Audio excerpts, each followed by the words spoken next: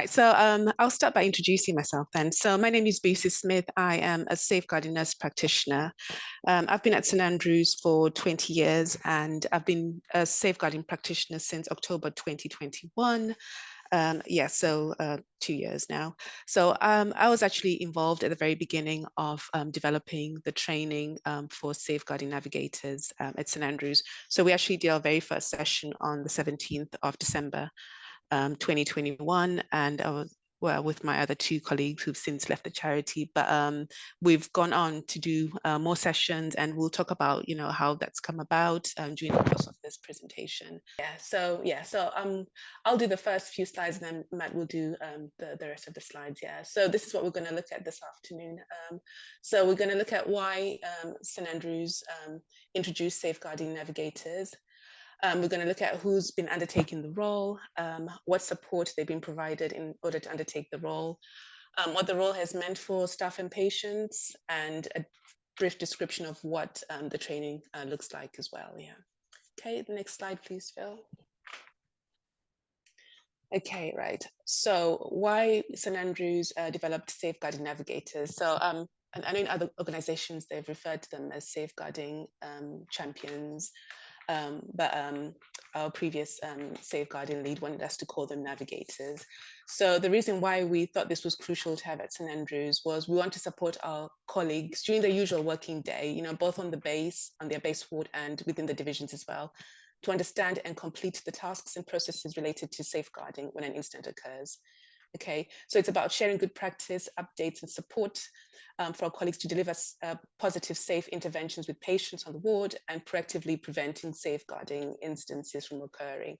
I know you did say, Phil, obviously, when safeguarding involved, it's usually when obviously something has happened, but it's about obviously equipping our staff to try and be more proactive in recognizing safeguarding incidences, and knowing what to do when it happens. Okay, so we're also looking to embed, and we have, making safeguarding personal principles as well. I think we've come a long way in doing that, and we'll sort of describe how we've managed to embed that at St Andrews. So as I said, we've been doing the training since December 2021, and towards the end of the presentation, we'll look at sort of the figures that we've got to date as well. And we've been averaging.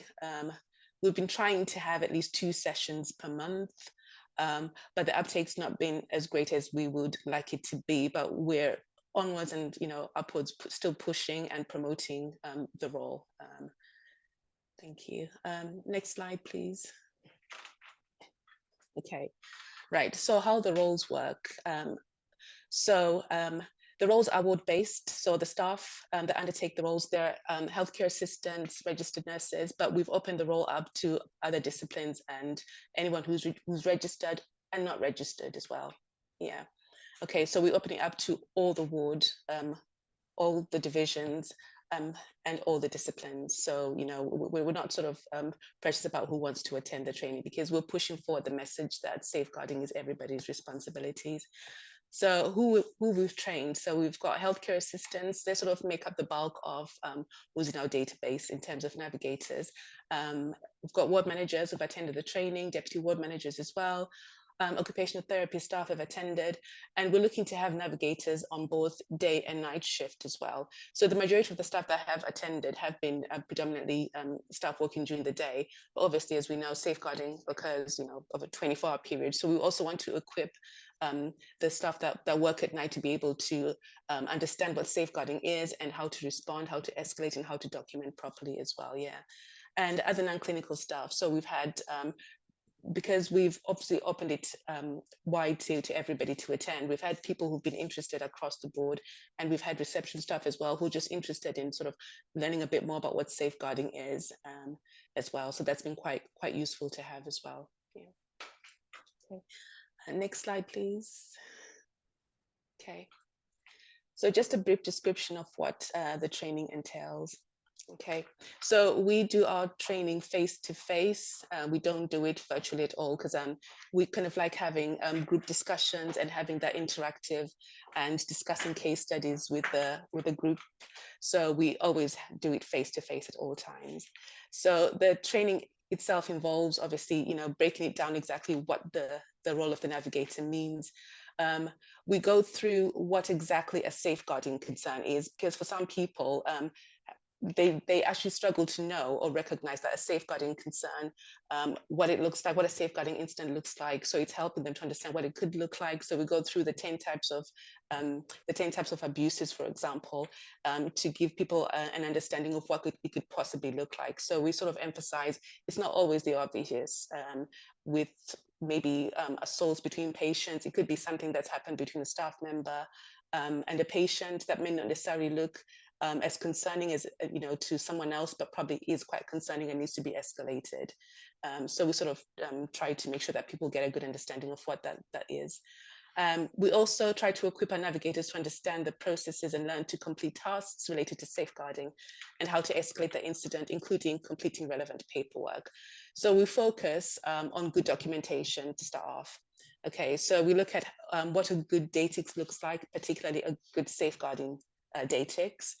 We also look at doing an external notification to the local authority. Okay, so anyone can do an external notification to our local authority. So what we do is during the course of the training, we actually sit down with our delegates and actually go through them to do a mock referral, so that when they're asked to do one, for example, it's not going to be something that they're going to say, oh my God, I can't do this because I've never done one before. But we've actually shown them exactly how to navigate the portal and how to complete the safeguarding referral itself. And then we also look at how to do police reports as well. So also online. So we actually sit down with the delegates again and actually, do like start one, obviously not necessarily finish one, but show them what that would look like. Do CQC notifications as well. Okay, so we talk them through the various paperwork that's associated with CQC notifications. We also look at legislation as well. So we focus not just on the obvious ones, Mental Health Act, Mental Capacity Act, but we cover all sorts of legislation that could be relevant when it comes to safeguarding. And we also do case studies as well, which is why it's important that we do the training sessions face to face. So we also encourage our delegates to talk about any experiences they've had of safeguardings on the ward as well. So we can talk through anything they've experienced, problem solve, look at documenting protection plans, and just sort of discuss any challenges they've had as well in terms of safeguarding. And generally the feedback is that people find it quite useful actually to talk things out and to sort of to us as practitioners as well, we also give them ideas about how to approach things, which we've been told is quite helpful as well. Okay, right. So essentially when they leave, when we've finished the sessions, we ask them to do a feedback. And generally the feedback is they feel that they have a better understanding of what safeguarding is. They're more equipped to escalate a safeguarding concern and more confident and feel better equipped to also support our patients as well. And that they know that they'll be able to support their colleagues as well in recognizing and escalating a safeguarding concern. Yeah. Okay.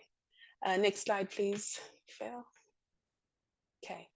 Right, so what support we've been providing to our safeguarding navigators. So my colleague Matt has joined me to do this bit. There you go, Matt. Hi everyone, I hope you can hear me okay. Sorry, I was having IT issues with my computer. So obviously after the face-to-face training has taken place, we look to support our delegates and our participants once they return to their ward areas. We do that by having one-to-one mentoring and supervision sessions with an emphasis on safeguarding. These can be reflective sessions on any issues that may have happened, or we can look at certain scenarios that have taken place on the ward. They can be face-to-face or they can be via Teams, and they could be on an individual basis or as a group. We are looking to develop some action learning sets with our navigators, where they will be able to discuss any issues that they are facing. We also support them to complete safeguarding referrals.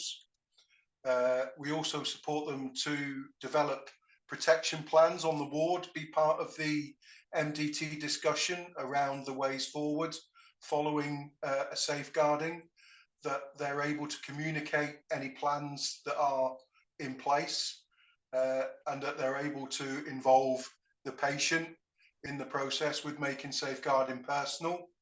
We also support with DATIX completion, which is our incident reporting tool, because it's important that that's completed accurately with as much information as possible. And we also support them with CQC notifications. And it's just around really breaking down what safeguarding is and increasing their understanding, because a lot of their fears really come from the unknown. As has been mentioned in previous presentations, it can seem huge and a very serious, and it is a very serious subject, but it's once they become involved in the process, they begin to understand what goes into the process, and they're then I think their confidence improves, and they're able.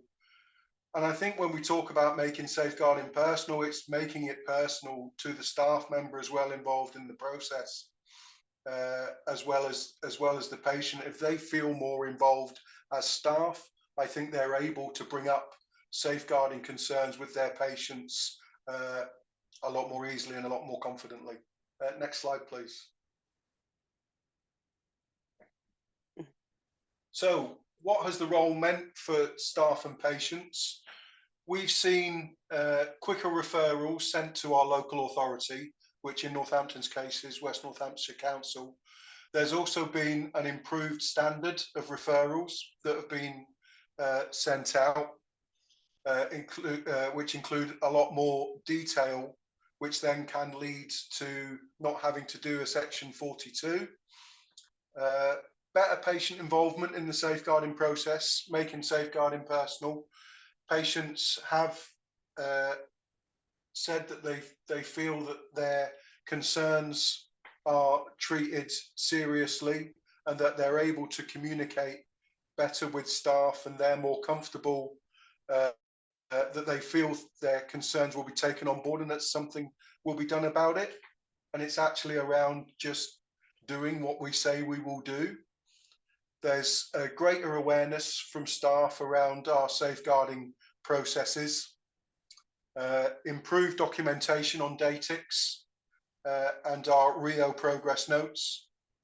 Our staff, our navigators know how to escalate concerns. They know the support that is available to them, because as we know, safeguarding doesn't happen 9 to 5, Monday to Friday. So that was why we were emphasising having more staff members who work nights to be able to raise concerns, but we tell them who to go to in regards duty directors and bleep holders and our new quality matrons and general managers, so that they've always got concerns, or they can escalate their concerns, especially out of hours and at weekends. And we've certainly seen an increased awareness around the use of our advocacy service together. Our advocacy service is now an opt-out rather than an opt-in, and at every stage of the safeguarding process, we're offering the services of advocacy to our patients. Now, it may be that the patients don't want advocacy involved, and that's absolutely their right, and they may wish to be supported by their care coordinator or another member of the MDT, but we are emphasising the importance of advocacy. And ourselves as safeguarding navigators, we meet regularly with our advocacy service, and they have fed back to us that they feel more engaged in the safeguarding process, and the use of and the formulation of the navigators has certainly helped in that. Next slide, please. So this is just some statistics. We've got 3 main sites within St Andrews. We've got 4 navigators currently in Birmingham. We have 7 at our Essex site and 71 in our main Northampton site, and we've got 82 navigators across the charity. We will continue to offer the navigator service. We offer it one session a fortnight. We're going to be looking to extend that to our regional sites.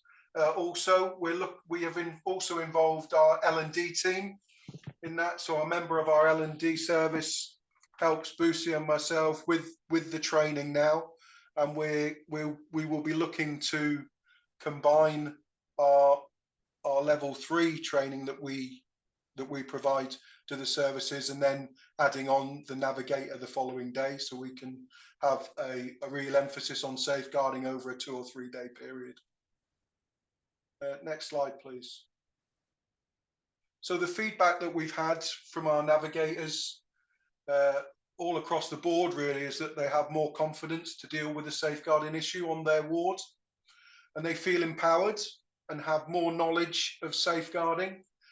They feel more part of the process, and they're more willing and able to discuss and support patients with safeguarding issues. They now know what happens after they complete a DATIX, and that the DATIX is a live document, and the importance of the accurate completion of a DATIX and how that affects everything that happens after that. So the referral, the progress notes, how all the information that is contained on the DATIX is used in our CQC notifications and our external referrals, to the importance of completing those accurately and clearly. Next slide, please. So looking forward, so what's in store for the future? As I mentioned just now, there's more dates for training for our sites in Birmingham, Essex, and our community sites. We will be, for our community sites, which are now spread over the country, we will be looking to provide some training via Teams, but where possible, as was discussed in the previous presentation, we do prefer face-to-face. There's going to be, we're going to continue to promote the role throughout the hospital, and to have more staff trained on both days and nights, and to have more staff from different disciplines as well. So we're spreading it out to OTs, to TIs, assistant psychologists. It's open to everybody.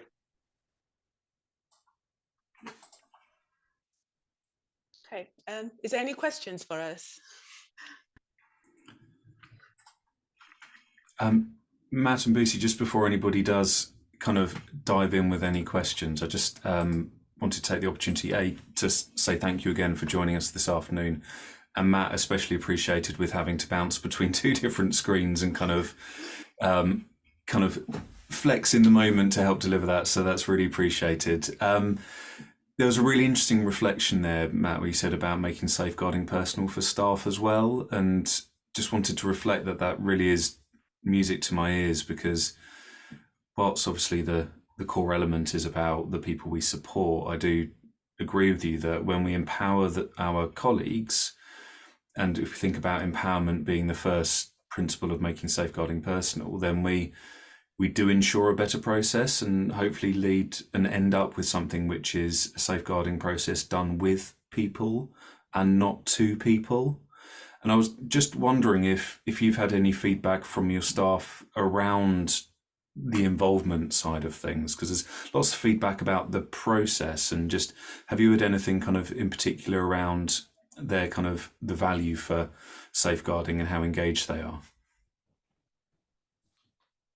Well, yeah, well, I think feedback that we've had back was where previously they may not have been involved in protection plans and the implementation of how we're going to protect our patients. They've become more involved in that process, and they feel, whereas certainly for our unregistered staff, they felt that it was registered staff who sort of did that and it was their role, but actually our unregistered staff spend the most amount of time with patients, so they know when there's changes in their behavior. They know in their gut when something is not right. So them becoming involved in that process more around, they're brought into discussions around how we're going to protect our patients and how we're going to move forward. So I think and because they have the knowledge, they're able to challenge as well. And I think they feel that perhaps they would look at a plan and think, I'm not sure that this is going to serve the best purpose. So I have this idea. This patient prefers speaking to or likes this as an intervention and things. So I think their views are being taken more on board, but also they're more confident in expressing those views. That's absolutely fantastic to hear. And I'm not sure if you realised the how perfect that timing is, because of course today is, as well as being our conference and part of National Safeguarding Adults Week, it's also National Nursing Support Workers Day. And for those who haven't heard of that or stumbled across it yet today, please do head over to the RCN website, because they've got a whole page and videos dedicated to it, really recognising the important role that our nursing support workers, you might refer to them as just support workers or healthcare assistants in your settings, kind of, as Matt's reflected there, they spend the most time with the people we support. And I think as managers, especially if we kind of reapply that safeguarding lens, we like to think it's the managers who are the leaders of a service. But as I kind of share with my colleagues quite often, the true culture of a service is what happens when the managers walk out the door. And it's those support workers which are your culture carriers. And if they are involved in safeguarding, committed to safeguarding, and enthusiastic about safeguarding, the difference in a service is kind of, well, it can't be understated. And it's so incredibly valued to make sure that we really do capture all levels of staff. So Matt and Boosie, thank you so much for your time this afternoon. It is hugely appreciated. I'm going to... No, thank you. And you're getting lots of kind of thumbs up again in the chat, just like our other speakers.